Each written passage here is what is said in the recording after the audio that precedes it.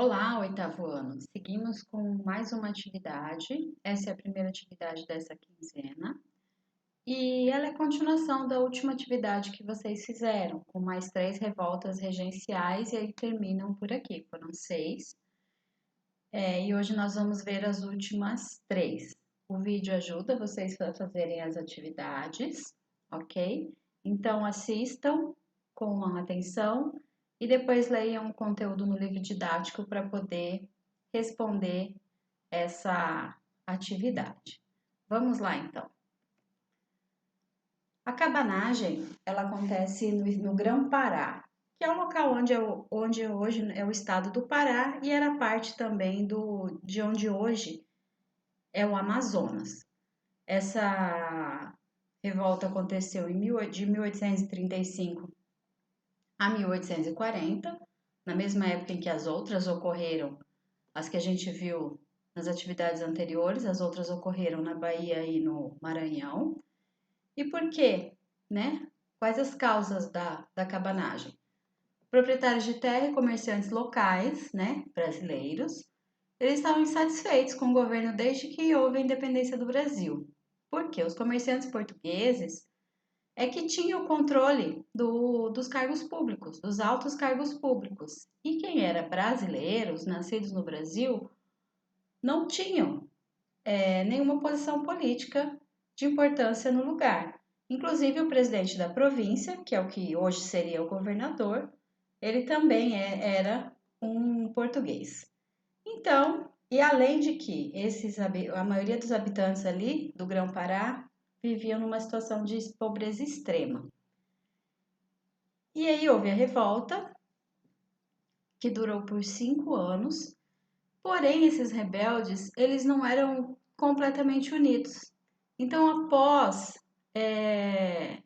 a tomada da capital pelas tropas, né, do governo, esses rebeldes eles fogem para o interior da província e continuam lutando por mais 3 anos.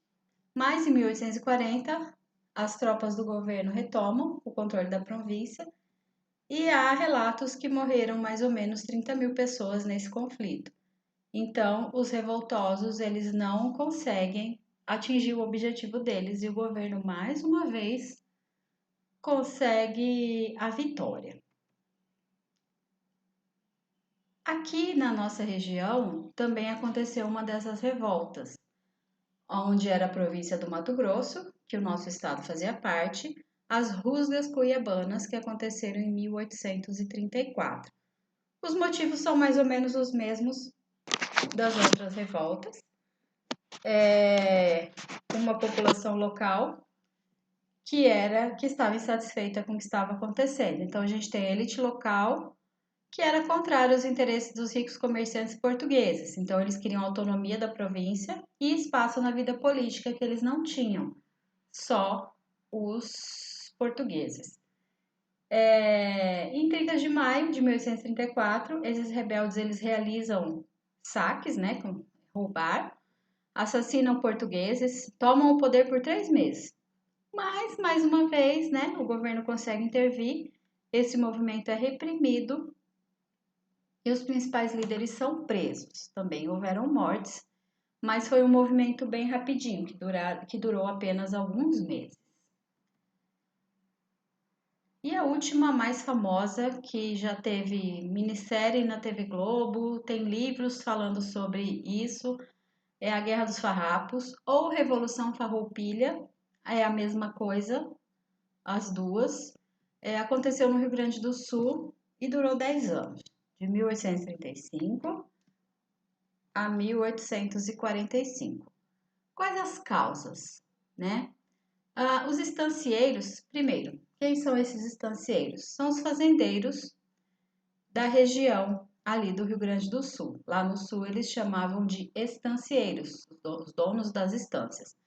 Eles tinham terras tanto no Rio Grande do Sul, que é dentro do Brasil, como no Uruguai, que faz fronteira lá com o Rio Grande do Sul.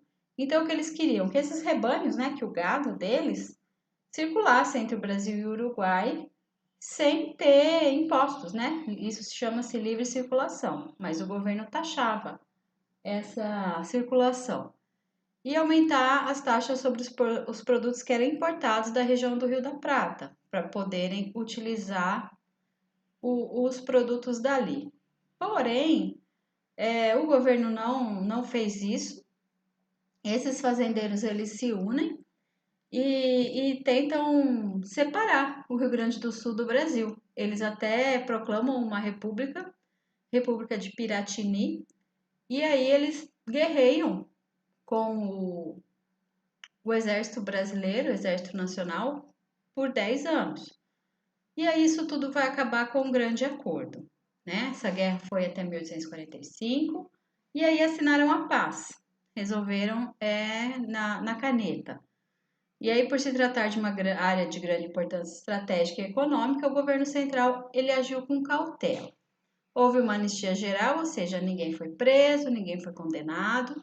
Esses oficiais farroupilhas, né, os do Rio Grande do Sul, eles foram incorporados ao Exército Nacional, ainda ganharam cargos, e as dívidas dessa nova república que estava surgindo foram assumidas pelo Império. O final dessa Guerra dos Farrapos é o que geralmente a gente chama de tudo acabou em pizza, porque como o governo tinha muito interesse naquela região, acabou fazendo acordos com esses fazendeiros. A gente fica por aqui. Terminando as atividades, envie no meu e-mail que está aí aparecendo na tela, ok? Ou lá no aplicativo. Bons estudos a todos!